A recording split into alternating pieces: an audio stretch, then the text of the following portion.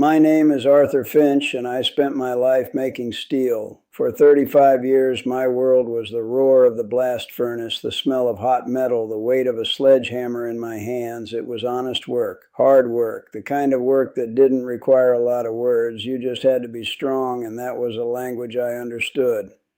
I thought that strength was all that mattered. I believed that providing for my family, putting food on the table and a roof over their heads was the same thing as loving them. I was wrong. I was so profoundly wrong, and it took the sudden, deafening silence of a dead factory for me to finally hear how quiet my own home had become. The silence I had built with my own pride was far heavier than any beam of steel I had ever lifted. Our whole town breathed in iron dust. It was in our lungs, on our porches, in our blood.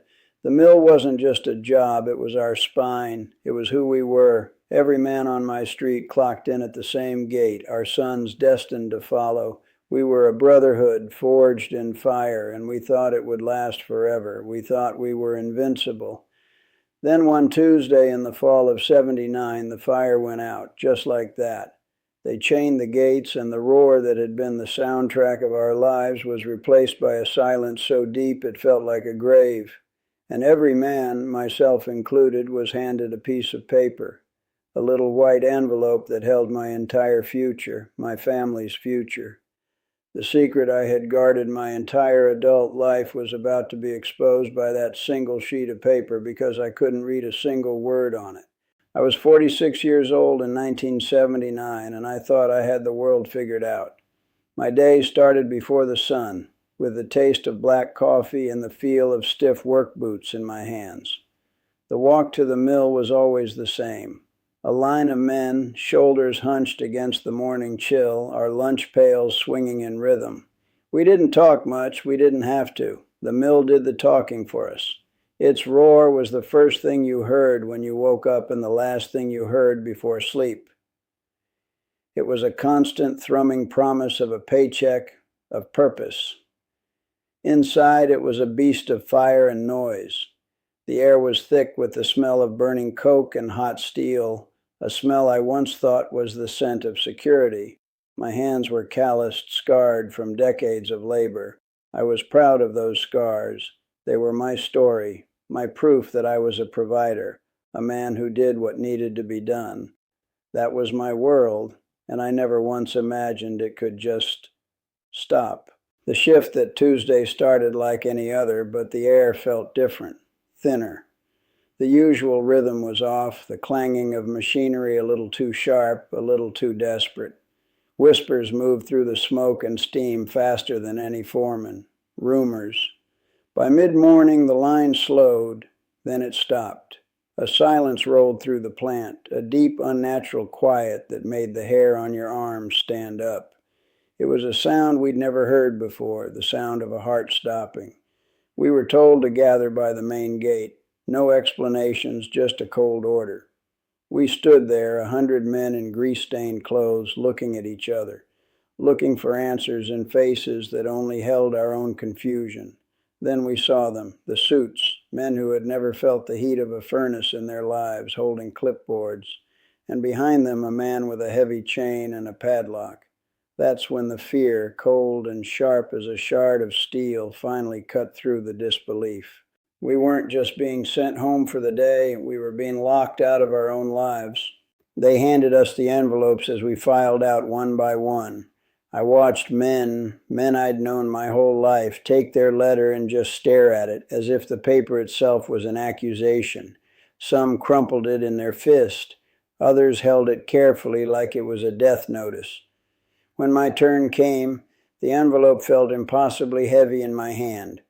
It was thin, just a single sheet of paper inside, but it felt like it weighed more than a steel I-beam. I didn't open it. I couldn't. I walked home through the now silent streets, the mill's shadow stretching long and cold behind me. The whole way, I wasn't thinking about the lost wages, or the mortgage, or how I would feed my family. I was thinking about my son, who would be home from school soon. I was thinking about the kitchen table, and the look in his eyes when I would have to slide that piece of paper across to him, and asked the most shameful question a father could ever ask his child. What does it say? My secret was in that envelope, and the silence of the mill was about to be replaced by a silence at my own table that would be far, far worse.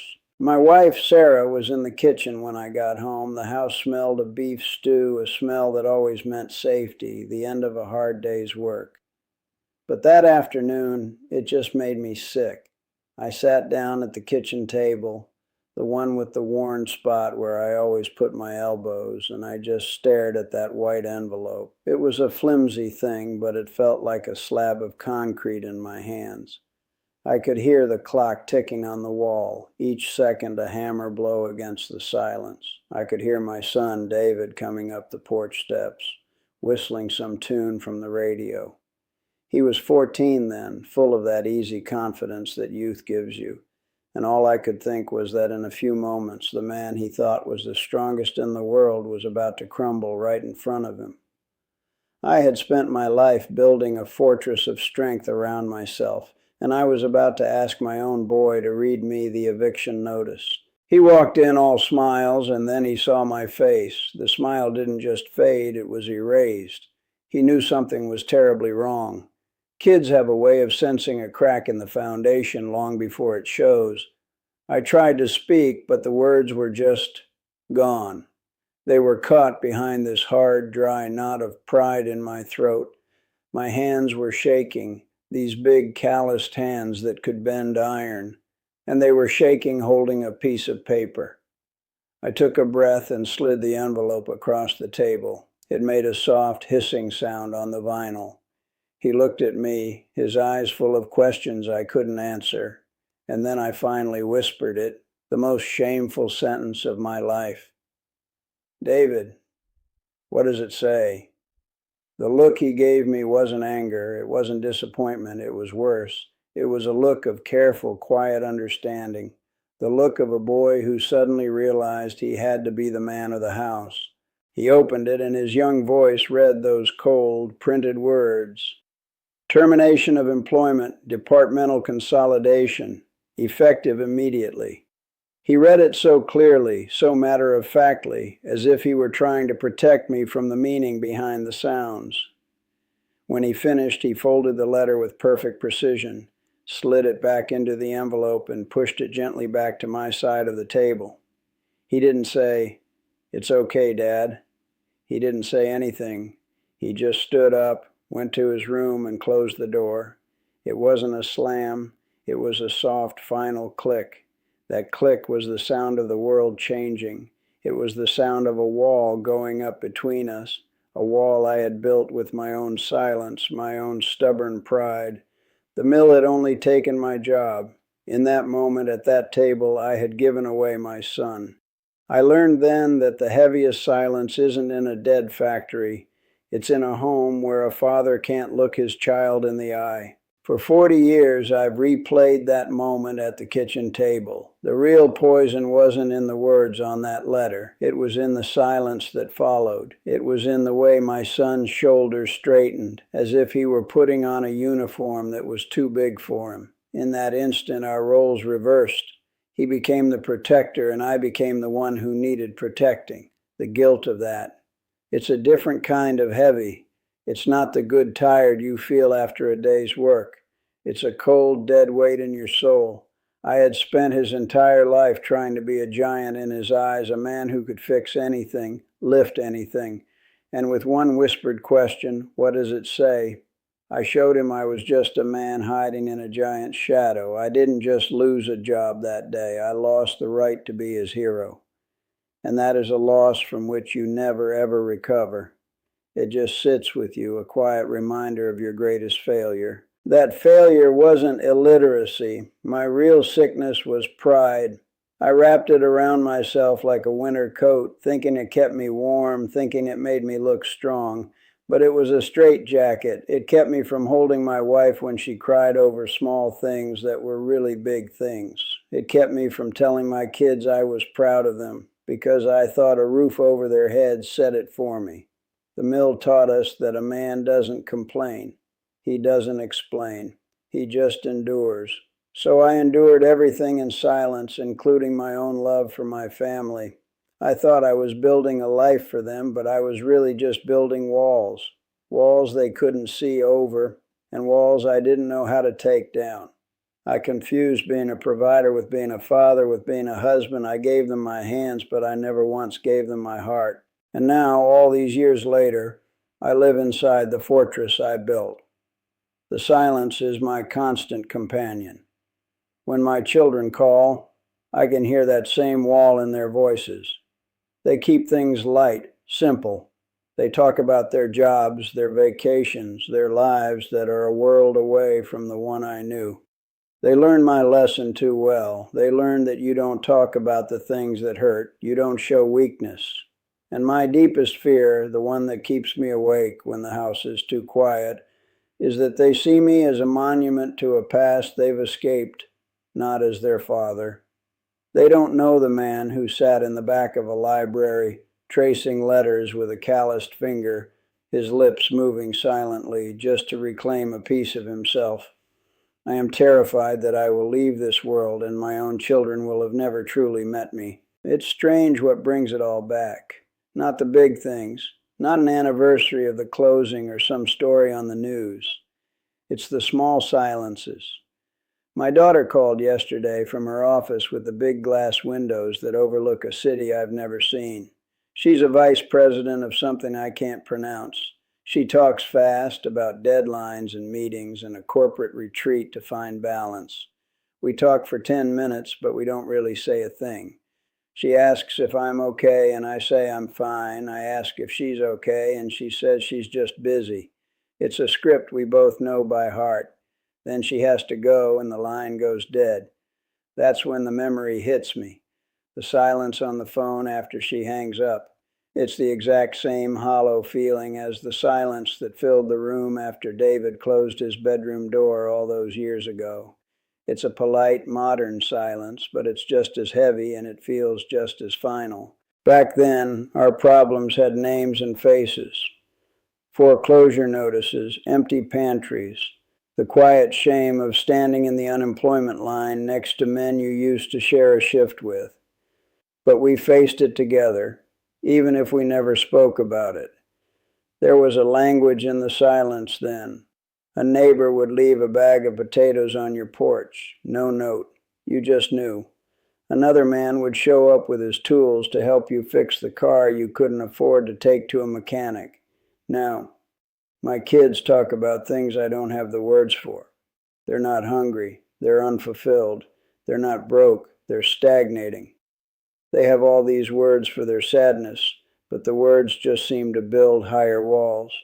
We had nothing but our silence, but in that silence we stood shoulder to shoulder.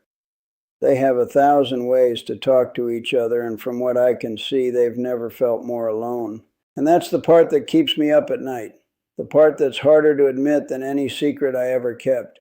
They learned this from me. I was the architect of this silence. I taught them that a man keeps his troubles locked down tight. I taught them that love is a paycheck, not a long conversation after dinner. They're just following the blueprint I gave them. Their polite distance, their careful questions that never get too close to the heart of things. It's just a reflection of the man who slid a letter across the table and couldn't meet his own son's eyes. They aren't keeping me out. They're just respecting the walls I spent a lifetime building. What we lost back in '79 wasn't just a job. We lost the language for our own hearts. And my greatest fear is that I taught my own children to be illiterate in the one language that could ever save them. That phone call with my daughter had finally broke something loose in me. She was rushing off the line to attend what she called a wellness seminar, to find balance. The word just hung there in the air after she'd hung up. Balance. Here I was, an old man so unbalanced by his own past that he couldn't have a real conversation with his own child. And I realized, sitting in that deafening quiet, that I couldn't wait for them to tear down the walls. I was the one who built them, brick by silent brick. So I decided to do the one thing my old self would have seen as the ultimate weakness. I sat down at that same kitchen table with a pen that felt heavier than any sledgehammer I'd ever swung, and I wrote. I wrote them each a letter. I told them everything about the termination notice, the walk home, and the shame. I confessed that my biggest failure wasn't that I couldn't read words on a page, but that I never learned how to read the heart of my own family. A week went by, the longest week of my life. Every time a car slowed down on the street, my heart would jump. Then one Tuesday morning, a car did pull into the driveway. It was my son. He walked in without knocking, holding 2 steaming cups of coffee from the diner downtown, and he sat right down in his old chair at the table. He didn't say a word at first. He just reached into his coat pocket, pulled out my crumpled letter, and laid it on the vinyl between us. I thought the old floorboards were going to swallow me whole. After a silence that felt like 40 years long, he finally looked up at me. His eyes weren't a boy's eyes anymore, and he said so quietly, "I never knew. I just thought you were angry at the world. I didn't know you were just afraid." In that moment, the weight didn't vanish. It shifted. It wasn't forgiveness he gave me. It was something far more precious. It was understanding. My son and I, we're rebuilding. It's slow work, harder than any shift I ever pulled at the mill. Some days we just sit in silence, but it's a different kind of silence now. It's not the heavy, cold silence of a secret, but the quiet, comfortable silence of 2 men who don't need to fill the air with noise. It took me a lifetime to learn that the strongest thing a man can do isn't to lift a hammer, but to put down his pride. I spent 40 years building walls to look strong, and all they did was keep the love out. I'm telling you this because pride is the coldest comfort there is. It's a furnace that burns you from the inside out, leaving nothing but ash. We think our silence makes us look tough, like we can handle it all on our own. But silence isn't strength. It's a rust that eats away at the connections that hold you together until one day the whole structure just collapses. It's never too late to stop being the architect of your own loneliness. So I'm asking you, don't wait 40 years. Don't wait for the gates to be chained shut on your life before you learn to speak from the heart.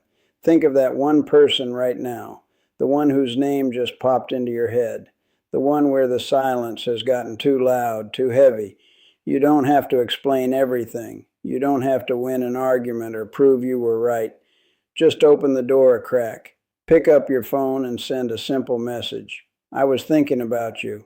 That's it. That's the key. Because all that time I spent trying to be strong, I was just being lonely.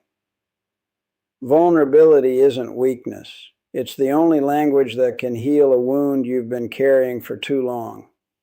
Don't let your pride be the last thing you hold on to. It's not worth the time you'll lose. It's a price that's just too high to pay.